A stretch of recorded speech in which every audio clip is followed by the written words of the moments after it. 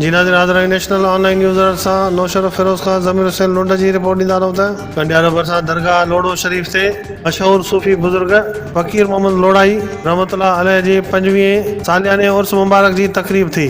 2 ॾींहंनि वारियूं तकरीबूं अॼु पुॼाणी ते पहुतियूं, जंहिंमें मुल्क जे नाले वारनि आलिमनि ख़िताब कयो ऐं मशहूर नात ख़्वाननि पारां हुज़ूर अकरम सल्लल्लाहु अलैहि वसल्लम जे शान में नात शरीफ़ पढ़िया विया, जंहिं दौरान आयल महिमाननि खे वजद तारी थी वियो।